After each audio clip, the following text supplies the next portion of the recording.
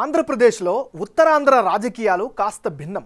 మిగతా ప్రాంతాల్లో కనిపించే వాడి వేడి రాజకీయాలు ఎప్పుడో గానీ ఇక్కడ కనిపించవు. ఉత్తరాంధ్ర 34 నియోజకవర్గాల్లో ఒకటి విజయనగరం జిల్లాలోని రాజాం అసెంబ్లీ నియోజకవర్గం. Rajam SC reserved segment.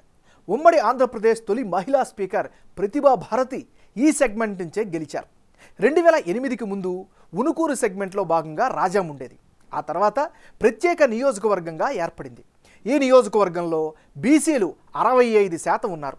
SC సామాజిక వర్గం జనాభా 15% ఉన్నా దీన్ని ఎస్సీలకు రిజర్వ్ చేశారు.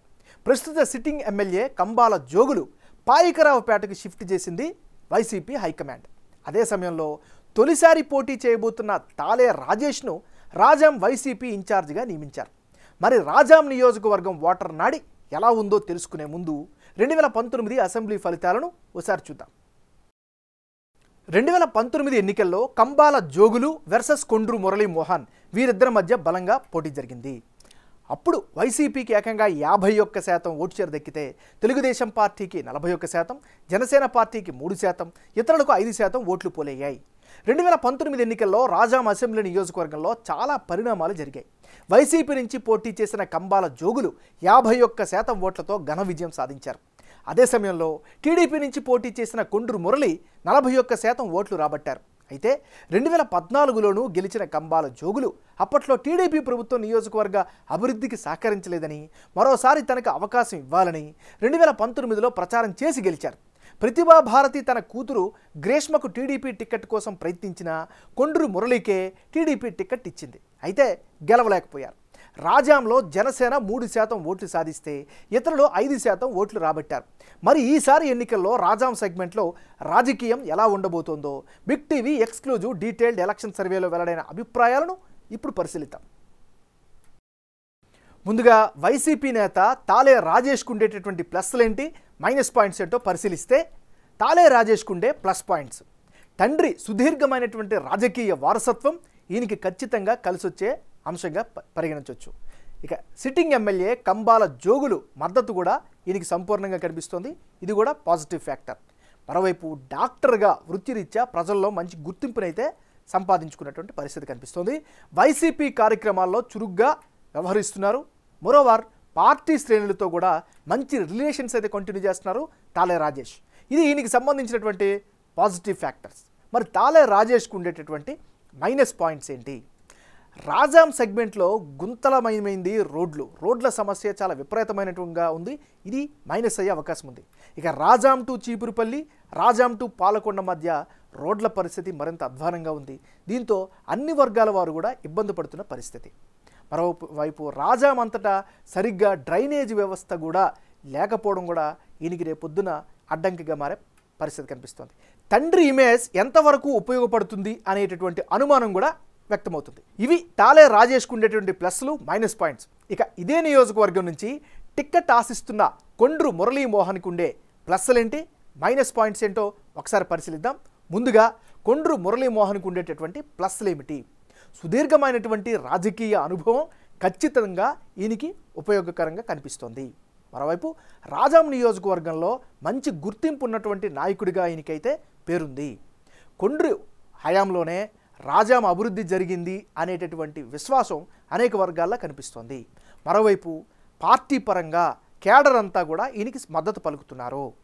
ముఖ్యంగా పార్టీ కార్యక్రమాల్లో చాలా యాక్టివ్గా పార్టిసిపేట్ చేస్తున్నారు, చురుగ్గా బాధ్యతల్ని నిర్వర్తిస్తున్నారు. ఇవన్నీ కూడా కొండ్రు మురళీమోహన్కి పాజిటివ్ ఫ్యాక్టర్స్. మరి కొండ్రు మురళీమోహన్కి మైనస్ పాయింట్స్ ఏంటి? వైసీపీ హవాను ఏ మేరకు అడ్డుకుంటారు అనేటటువంటి ఒక అనుమానం అయితే చాలామందిలో వ్యక్తమవుతుంది. ఇవి కొండ్రు మురళికి ఉండేటువంటి ప్లస్లు, మైనస్లు. ఇక టీడీపీ నుంచి కావలి గ్రీష్మ కూడా టికెట్ ఆశిస్తున్నారు. ఆమెకు అనుకూలమైనటువంటి అంశాలేంటి, నెగిటివ్ అయ్యే ఫ్యాక్టర్స్ ఏంటో పరిశీలిద్దాం. ముందుగా కావలి గ్రీష్మకి ఉండేటటువంటి ప్లస్ పాయింట్స్ ఏంటి? మాజీ స్పీకర్ ప్రతిభా భారతి రాజకీయ వారసురాలు. ఇది ఆమెకు ప్రధానమైనటువంటి బలం. ఇక యువ నాయకురాలిగా పార్టీలో అయితే గుర్తింపు ఉంది.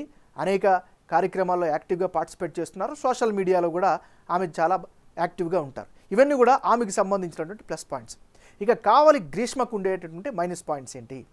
రాజకీయంగా అనుభవం లేకపోవడం, ఇన్ఎక్స్పీరియన్స్ ఆమెకు ప్రధానమైనటువంటి మైనస్గా చెప్పుకోవచ్చు.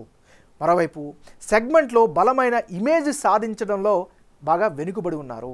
ఇదొక ప్రధానమైనటువంటి మైనస్గా చెప్పుకోవచ్చు. ఇది ఈమెకి సంబంధించినటువంటి ప్లస్లు, మైనస్లు.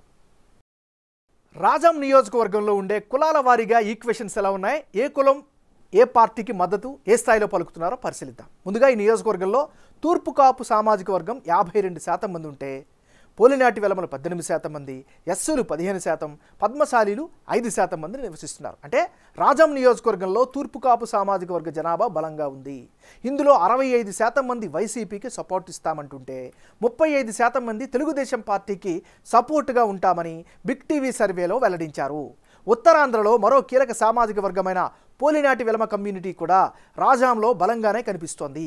ఈ సామాజిక వర్గంలో 35% మంది జగన్ పార్టీకి, 65% మంది టీడీపీకి సపోర్టుగా ఉంటామని తమ అభిప్రాయంగా వెల్లడించారు. అటు ఎస్సీల్లో 55% మంది వైసీపీకి, 35% మంది టీడీపీకి, 10% మంది ఇతరులకు మద్దతిస్తామంటున్నారు.